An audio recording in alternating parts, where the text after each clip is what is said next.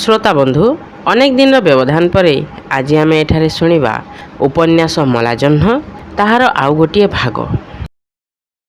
ତାପରେ ତୁ ଶାଶୁଘରୁ କେବେ ଆସିଲେ ଯଦି ଏଇ ଗାଁରେ ରହିବାକୁ ଇଚ୍ଛା କରୁ, ତେବେ ମୁଁ ସେଇଥିରୁ ତତେ ବଖରାଏ ଘର ଆଉ ଚଳିବା ଭଳି 2-3 ମାଣ ଜମି ଦେଇପାରେ।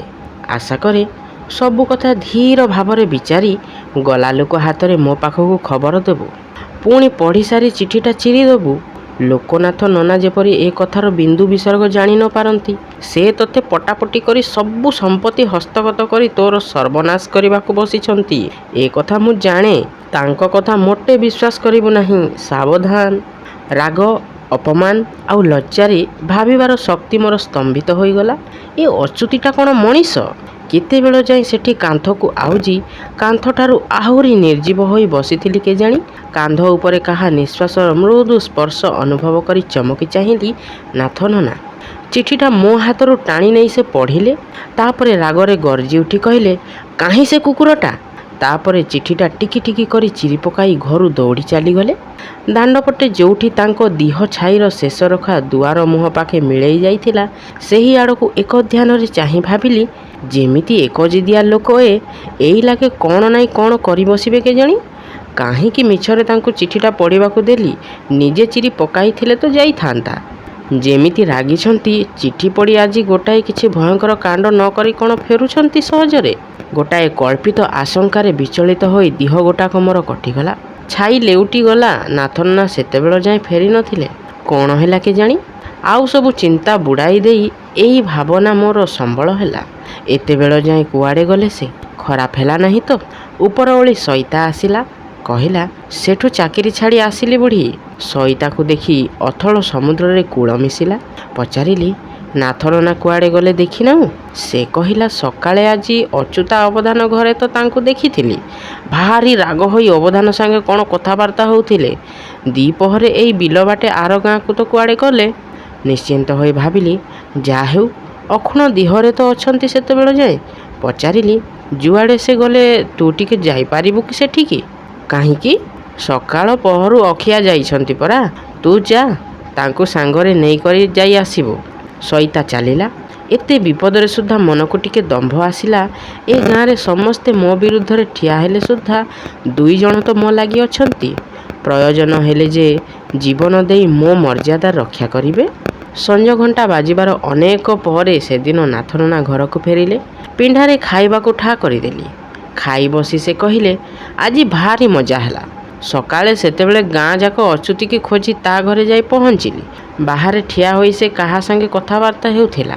ମୋତେ ଦେଖି ଘର ଭିତରେ ଯାଇ ଲୁଚିଗଲା। ଯେତେ ଡାକି ଡାକି ଆଉ କ'ଣ ବାହାରକୁ ଆସେ। ଘରେ ତାଙ୍କର କହିଲେ ସେ ନାହାନ୍ତି। ଯୋଉଠି କହିଲି ନାହାନ୍ତି ଯେବେ, ଆସିଲେ କହିଦେବ ମୁଁ ଥାନାକୁ ଯାଉଛି ତା ନାଁରେ ଏତଲା ଦେବାକୁ। ସେଠୁ ମୂଷାଟି ପରି ଘରୁ ବାହାରି ଆସିଲା। ଆଗେ ତ ଯାହା ମୁହଁକୁ ଆସିଲା ପରସ୍ତେ ଶୋଧି ଦେଇଗଲି। ତାପରେ କହିଲି, ଫେର ଯଦି ତୁ ମୋ ଘର ଦୁଆର ମୁହଁ ମାଡ଼ୁ, ତେବେ ଆଉ ତୋତେ ଘରକୁ ଫେରିବାକୁ ହେବ ନାହିଁ। ସେ କ'ଣ କହିଲା? କହିବ ଆଉ କ'ଣ? ଆଜି ଯାଉଛି କୁଆଡ଼େ ଜମିଦାର ପାଖରେ ଫେରାଦ ଦେବାକୁ ମୋ ନାଁରେ। ଆଶ୍ଚର୍ଯ୍ୟ ହୋଇ ପଚାରିଲି, ସତରେ? କହିଲେ, ହଁ, ଯାଉ ସେ। ସେଥିପାଇଁ ମୋର ଭୟ ନାହିଁ। କଥା କ'ଣ ଲୁଚିବ? ଜମିଦାର ତ ପୁଣି ବୁଝିସୁଝି ବିଚାର କରିବେ। ମନେ କଲି, ମୋର ସ୍ୱାମୀ ତ ଜମିଦାର। ତାଙ୍କର ଯାହା ବୁଝାମଣା ସେ କଥା ମୋତେ ଭଲ କରି ଜଣାଅଛି। ଜମିଦାର ବୋଲି ସମାଜ ଏମାନଙ୍କ ହାତରେ ଯେଉଁ ଅସୀମ ଦକ୍ଷତା ଦେଇଛି ଲୋକଙ୍କ ଉପରେ ଶାସନ କରିବାକୁ, କେତେ ଜଣ ତା'ର ସଦ୍ବ୍ୟବହାର କରନ୍ତି। ଶାସନ ନାମରେ ଯେଉଁ ଅତ୍ୟାଚାର, ଅବିଚାର, ଯେଉଁ ମହାପାତକ ଏମାନେ ଆଖି ବୁଜି ପ୍ରତିଦିନ କରିଯାଉଛନ୍ତି, ସେ ଖବର କିଏ ରଖେ? ଜମିଦାରର ଖୁସି ଉପରେ ନ୍ୟାୟର ବାଟ ଗୁଢ଼ା ହୁଏ। ଇନ୍ଦ୍ରିୟ ଲାଳସା ପାଖରେ ଗରିବର ସର୍ବସ୍ୱ, ସତୀର ସତୀତ୍ୱ ହଜାର ହଜାର ପ୍ରତିଦିନ ବଳି ଦିଆ ହୁଏ। ଅଥଚ ସମାଜ ସେ କଥା ବେଶ୍ ଆଖି ବୁଜି ଚଳାଇ ନିଏ। ଏଇ ତ ଶାସନ, ଏଇ ତ ସମାଜ। ହାୟରେ, ଲୋକେ ପୁଣି କୋଉ ସୁବିଚାର ଆଶା ରଖନ୍ତି ଏମାନଙ୍କ ପାଖରେ? ଫଗୁଣର ଫଗୁପରା ଗୋଧୂଳି ଆକାଶେ ଦିହରେ ତା'ର ଜରିଧଡ଼ିଆ ବଉଦ ଖଣ୍ଡେ ଜଡ଼ି ରଙ୍ଗ ହୋଇ ଯାଇଥିଲା ଯେପରି ତାରି ରଙ୍ଗରେ। ଥକା ବଣଭୂଇଁ ପାଖେ ଧାଡ଼ିବନ୍ଧା ଗଛ ଡାଳେ ଡାଳେ କଅଁଳ ପତ୍ରର ରୋଶନୀ ଫୁଲ ଖଞ୍ଜା ହେଉଥିଲା। ବସନ୍ତ ବର ଆସିବା ଲାଗେ। ସେ ନୂଆ ପତ୍ର ମହକରେ ଉଚ୍ଚାଟ ହୋଇ ଗୋଟାଏ ହଳଦୀ ବସନ୍ତ ଘନଗୁନ୍ଥା ବାଉଁଶ ବୁଦାର ନହକା ଅନ୍ଧାର କଷଟି ଉପରେ କଞ୍ଚା ସୁନାର ଗାର ଟାଣି ଟାଣି ଏ ଡାଳରୁ ସେ ଡାଳ ଉଡ଼ି ବୁଲୁଥିଲା। ବାଡ଼ିପଟେ ଠିଆ ହୋଇ କେତେବେଳୁ ଏକ ଧ୍ୟାନରେ ଚାହିଁଥିଲି ଏଇ ପତ୍ର କଅଁଳା ମହୋତ୍ସବ ଆଡ଼େ। ମନ ହେଉଥାଏ ଦୌଡ଼ି ଯାଇ ବଣ ଅରମା ଭିତରେ ଶୋଇପଡ଼ିବାକୁ। ଆମ୍ବ ଗଛ ଡାଳରେ ସୁନ୍ଦର ଗୋଳା ରେଶମୀ ପତ୍ରରୁ କୁଣ୍ଠେ ତୋଳି ଆଣି ଘର ବାହାର ସବୁ ଟଙ୍ଗାଇବାକୁ। କିନ୍ତୁ ଏଇ ନିହାତି ସୁଲଭ ସ୍ୱାଧୀନତା ଟିକ ବି ମୋର ଆଜି ନାହିଁ। ଏଠିକି ଆସିଲା ଦିନୁ ଦିନେ ସୁଦ୍ଧା ତ ବାହାରକୁ ଭରସି ଗୋଡ଼ କାଢ଼ି ପାରି ନାହିଁ ଲାଜରେ। ମୋତେ କିଏ କାଳେ ଦେଖିବ, କ'ଣ ପଚାରିବ କାଳେ। ମୋ କଥା ନେଇ ଗାଁ ଭିତରେ ଯେ ଭାରି ଗୋଟାଏ ଗୋଳମାଲ ଲାଗିଗଲାଣି, ଘର ଭିତରେ ବସି ସେ କଥା ମୁଁ ଭଲ କରି ଅନୁଭବ କରିପାରୁଛି। ଗାଁ ଗୋଟାକରେ ସମସ୍ତେ ଯେପରି ମୋରି ବିରୁଦ୍ଧରେ ତତ୍ପର, ମୋ ବିଷୟ ନେଇ ଅତ୍ୟଧିକ ଅଗ୍ରହାନ୍ୱିତ। ବାହାରେ କାହାର ପାଟି ଶୁଣିଲେ ଘର ଭିତରେ ମୁଁ ଲାଜରେ ସରିଯାଉଛି। ଯେପରି କେତେ ବଡ଼ ମହାପାତକରେ ପାପୀ ମୁଁ ସମସ୍ତଙ୍କ ଆଗେ। ଅଥଚ ଏ ନାଥ ନନା ଗୋଟାଏ ପ୍ରଚଣ୍ଡ ଝଞ୍ଜା ପରି ସ୍ୱାଧୀନ ଭାବରେ ବୁଲୁଛନ୍ତି। ସମସ୍ତଙ୍କ ସଙ୍କୋଚ, ସମସ୍ତଙ୍କ ଦ୍ୱିଧା ଜୋର କରି ବାଟରୁ ଏଡ଼ାଇ ଦେଇ। ବଡ଼ ବିଚିତ୍ର ଲାଗେ ୟାଙ୍କ କଥା ଭାବି। କେତେବେଳେ ସଇତା ଆସିଲା, ମୋତେ ବାଟ ପାଖରେ ଦେଖି କଥା ନ କହି ପିଣ୍ଡାରେ ଯାଇ ଗୁମ୍ ମାରି ବସିଲା। ପଚାରିଲି, କୁଆଡ଼େ ଥିଲୁ କି ଏତେବେଳ ଯାଏଁ? ସେ ବିରକ୍ତିପୂର୍ଣ୍ଣ ସ୍ୱରରେ କହିଲା, ମରିବାକୁ। ପାଖକୁ ଯାଇ ଆଶ୍ଚର୍ଯ୍ୟ ହୋଇ ପଚାରିଲି, କେଉଁଠି କହ ନା? ମରିବାକୁ କହିଲି ପରା। ସଞ୍ଜବେଳେ ମୋତେ ଆଉ ମରିବାକୁ ଜାଗା ମିଳିଲା ନାହିଁ। ଯାଇଥିଲି ଗାଁ ଭିତରକୁ ଭାଗବତ ଗୋସାଇଁଙ୍କ ପାଖେ ମୁଣ୍ଡିଆ ମାରିବାକୁ। ଆଗ୍ରହରେ ପଚାରିଲି, କାହିଁକି? କ'ଣ ହେଲା କି? ହବ ଆଉ କ'ଣ? ଖାଇ ପିଇ ମୁହଁ ପୋଡ଼ା ବାମୁଣ ଗୁଡ଼ାକଙ୍କର ଆଉ ତ କିଛି କାମ ନାହିଁ। ଭାଗବତ ଟୁଙ୍ଗିରେ କ'ଣ ଗାତ ଚୁଲି ନିଶାପ ହେଉଛି କୁଆଡ଼େ? ସେଇଆଡ଼େ ଅଚୁତା ଅବଧାନ ପଡ଼େ ଚୋର ବୋଲି ମୁଁ ଜାଣିଛି। ହାତ ହଲାଇ ସେଠି କହୁଛି। ଏତିକି କହି ସେ ତୁନି ହୋଇଗଲା। ଅଚ୍ୟୁତି ନା ଶୁଣି ଛାତି ଭିତରୁ ମୋର କ'ଣ ଗୋଟାଏ ଖସି ପଡ଼ିଲା।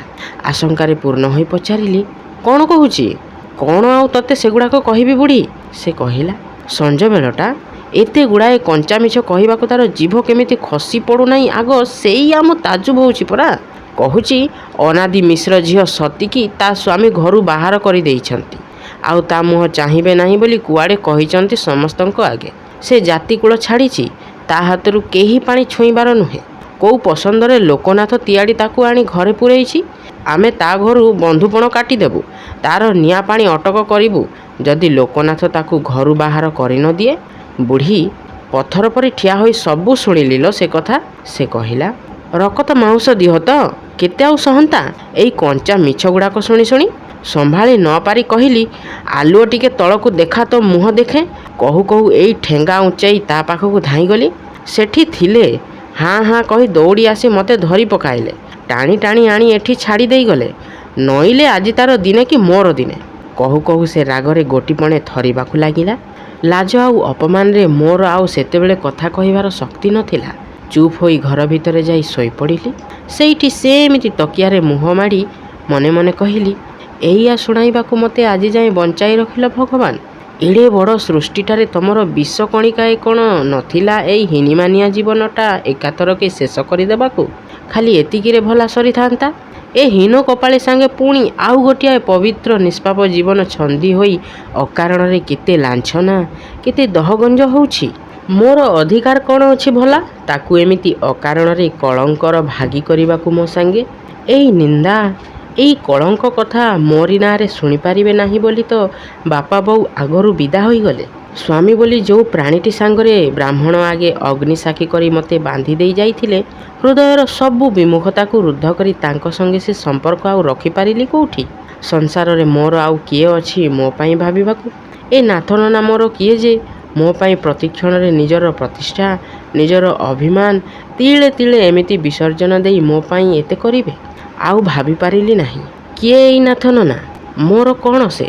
ସଂସାରର ଲୋକେ ହଜାର ନାହିଁ କଲେ ସୁଦ୍ଧା, ସମାଜ ଲକ୍ଷେ ଥର ଅସ୍ୱୀକାର କଲେ ସୁଦ୍ଧା ସେହି ଜଣକୁ ତ ଏ ଜୀବନରେ ନିବିଡ଼ ଭାବରେ ମୋର ବୋଲି ଅନୁଭବ କରିଛି। ଜ୍ଞାନ ହେଲା ଦିନୁ ଆଜି ଯାଏଁ କେବଳ ତାଙ୍କରି ପାଖରେ ସ୍ତ୍ରୀର ସମସ୍ତ ଦେୟ ମନେ ମନେ ଅର୍ପଣ କରିଆସିଛି। ବାହାରେ ପାଟି ଶୁଭିଲା। ଚାହିଁଲି ନାଥ ନନା ଘରକୁ ଫେରିଲେ। ପିଣ୍ଡାରେ ସଇତାକୁ ଦେଖି କ'ଣ ପଚାରିଲେ, ବୋଧହୁଏ ମୋ କଥା। ସଇତା କ'ଣ ଜବାବ ଦେଲା ଏତେ ଦୂରରୁ ଭଲ କରି ଶୁଣିପାରିଲି ନାହିଁ। ତାପରେ ଗୋଡ଼ ହାତ ଧୋଇ ନିଜେ ନିଜେ ଭାତ ବାଢ଼ି ଖାଇ ବସିଲେ। ଘର ଭିତରେ ସେମିତି ପଡ଼ି ପଡ଼ି ସବୁ ଦେଖିଲି। ଆଜି ଏଇ ଘଟଣା ପରେ ତାଙ୍କ ଆଗେ ବାହାରିବାକୁ ମୋର ଗୋଡ଼ ଚଳିଲା ନାହିଁ। ଖାଇସାରି ସେ ହାତ ଧୋଇ ଶୋଇବାକୁ ଚାଲିଗଲେ। ଭାବି ଭାବି ଅନେକ ରାତି ଯାଏଁ ସେଦିନ ମୋତେ ନିଦ ହେଲା ନାହିଁ। ମନ ଭିତରେ ମୋତେ ନିଦ ହେଲା ନାହିଁ। ମନ ଭିତରେ ଯାହାର ଅଖଣ୍ଡ ନିଆଁ ଜଳୁଛି, ନିଦ ତାକୁ ଆସିବ କୁଆଡ଼ୁ? ବାଡ଼ିପଟ ତୋଟା ଗହଳି ନିଶବଦର ଛାତି ଚିରି ଦୁଇଥର ବିଲୁଆ ବୋବେଇ ଗଲେ। ବିଛଣାରେ ପଡ଼ି ପଡ଼ି ଭାରି ଗରମ ହେଲା। କବାଟ ଫିଟାଇ ପଦାକୁ ଆସିଲି। ନାଥ ନନାଙ୍କ ଘର କବାଟ ମୁକୁଳା। ସେ ବି କେତେବେଳେ ଅଗଣାରେ ଆସି ବୁଲୁଥିଲେ। ମୋ ପରି ଚିନ୍ତାରେ ତାଙ୍କୁ ବି ନିଦ ନାହିଁ ନା କ'ଣ? ପିଣ୍ଡାରେ ଦେଖି ସେ ପଚାରିଲେ, କିଏ ସତୀ? ସେ ମୋ ପାଖକୁ ଆସିଲେ। ଯେମିତି ଆଗ ପରି ମୋ ପିଠିରେ ହାତ ରଖି ସ୍ନେହ ଉଛଳା କଣ୍ଠରେ ପଚାରିଲେ, ନିଦ ମାଡ଼ୁନାହିଁ କି? ଭାବିଲି, ଏଇ ଅସୀମ ଅମାପ ସୁହାଗ ଗୁଡ଼ାକ ତ ଏ ସ୍ନେହଙ୍କର ପ୍ରାଣରେ ଏମିତି ଅଯାଚିତ ଭାବରେ ଅଜାଡ଼ି ଦେଇ ତ ମୋତେ ସାରିଛ ତମେ। ଏଇ ସୀମାତୀତ ସ୍ନେହର ମଧୁର ମୋହ କଟାଇ ପାରିଲି ନାହିଁ ବୋଲି ତ ସ୍ୱାମୀ, ଶାଶୁଘର ସବୁ ମୋତେ ବିଷ ପରି ଲାଗିଲା। ଗାଁରେ ଏତେ ଅପମାନ, ଏତେ କଳଙ୍କର ବୋଝ ମୁଣ୍ଡାଇ ସୁଦ୍ଧା ତୁନି ହୋଇ ପଡ଼ିଛି ଏଇ ଟିକକ ଲୋଭରେ। କିନ୍ତୁ ଆଉ ନୁହେଁ।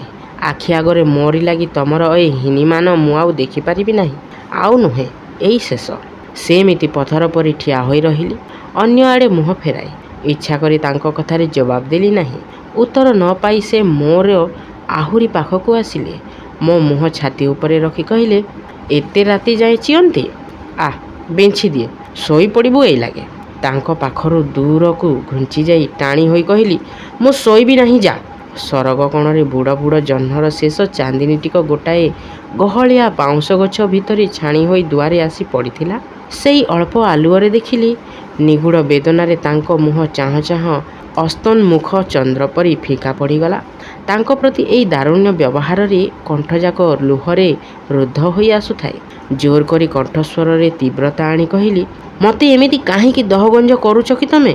ମରିବା ଲାଗି ବି ଟିକେ କ'ଣ ଛୁଟି ନାହିଁ ମୋର ତମ ପାଖରେ? ପଥର ପିତୁଳା ପରି ସେ ଚୁପ୍ ହୋଇ ଠିଆ ହୋଇ ରହିଲେ ତଳକୁ ମୁହଁ ପୋତି। ତାପରେ ଧୀରେ ଧୀରେ ସେଠୁ ଚାଲି ଯାଉଥିଲି। ଆଉ ପାରିଲି ନାହିଁ। ମଣିଷ ଜନ୍ମ ପାଇଛି, କେତେ ଆଉ ସହନ୍ତି? ଦୌଡ଼ି ଯାଇ ତାଙ୍କ ଛାତି ଉପରେ ମୁହଁ ରଖି ଝରଝର ହୋଇ କାନ୍ଦି ପକାଇଲି। ସେ ମୋତେ ଛୋଟ ପିଲାଟି ପରି କୋଳ କରି ନେଇ ବିଛଣାରେ ଶୁଆଇ ଦେଲେ। ପିନ୍ଧା କାନିରେ ତାଙ୍କର ମୋ ଲୁହ ପୋଛି ଦେଇ ଖୁବ୍ ଧୀରେ ଧୀରେ ତାଙ୍କ ମୁହଁକୁ ମୋ ମୁହଁ ଉପରେ ରଖି କହିଲେ, କାନ୍ଦୁଛୁ କାହିଁକି? ଛି, ସୁନାଟା ପରା। ଏଇ କଥାରେ ଏମିତି ଅଧୈର୍ଯ୍ୟ ହେଲେ ଚଳିବ? ତୁ କାନ୍ଦନା, ଖାଲି ଛାତି ଦମ୍ଭ କରି ଦେଖ କ'ଣ ହେଉଛି। ତାଙ୍କ ଦିହ ମୋ ଦିହରେ ଜଡ଼ି ଯାଇଥିଲା ଏକାଥରକେ। ନିଶ୍ୱାସର ଗୋଟାଏ କୁହୁକ ଲଗା ବାସନା ମୋ ମଥା ଭିତରେ ପଶି ସବୁ ଦୁଃଖ ଜଞ୍ଜାଳ ପାସୋରାଇ ଦେଲା କୁଆଡ଼େ। ମୁଁ ସଂସାର ଭୁଲି ସମାଜ ଭୁଲିଲି। ବଉଦ ଦୋଳାରେ ଚଢ଼ି ଅଧା ଛାଇ ଅଧା ଆଲୁଅ ଘେରା ଦରିଆ ପାରିର କୋଉ ସ୍ୱପ୍ନ ରାଇଜକୁ ଭାସିଗଲା ପରି ଜଣାଗଲା ମୋତେ। ସେମିତି ନିର୍ଜୀବଙ୍କ ପରି ପଡ଼ି ରହି ସମସ୍ତ ଇନ୍ଦ୍ରିୟ ଦେଇ ତାଙ୍କ ଦିହରେ ସ୍ନିଗ୍ଧ ଉତ୍ତାପ ଅନୁଭବ କରିବାକୁ ଲାଗିଲି।